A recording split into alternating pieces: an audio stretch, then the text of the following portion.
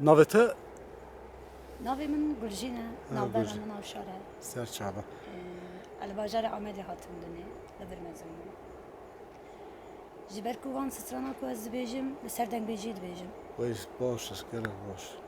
Ev stranê ku ez tînim ser ziman temamî stranê min e. Bi her vav min nivisandî û ez dibêjim.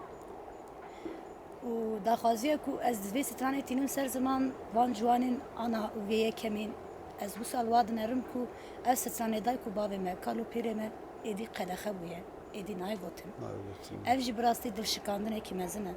Ez dixwazim ev stran tamamê dinyayê li ciwanên ana belaber û ji vê stranê wî ku ez tînim ser ziman dîsa stranê min e. Yani kuramı dengbêje.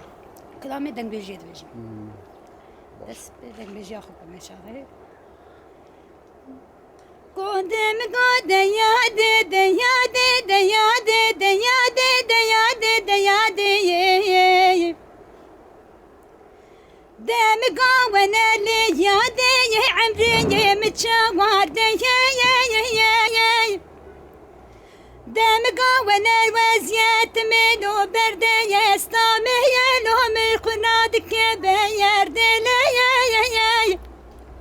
دام قافيا شقيا دريا نور عنيا ومنيا لميا دام قولا كسيا يمتنيا يا الوابي مشغولان ليا لدك بوردي ليا مقومو وزيهريا نول اسما بوسيا واربيا دام قوة زيتك بمريا قالو قوزيا لو بيا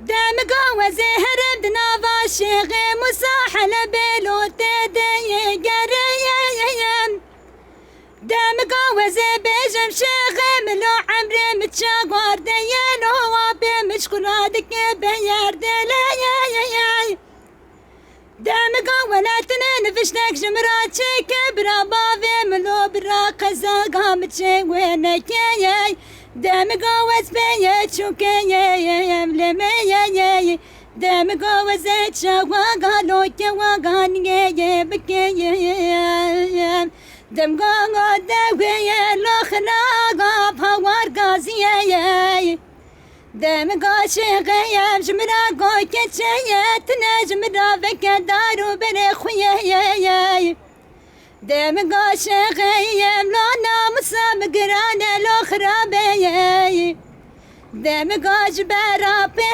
رفيا قاملوت بقيا زنايا دام قانا كيان لقبنا كيان دام قال سناقا مسيا لو هارودنا يا لقبنا كيان دام قوس بيت شوكيا ببردل يقبنا كيان Ay sağ ol.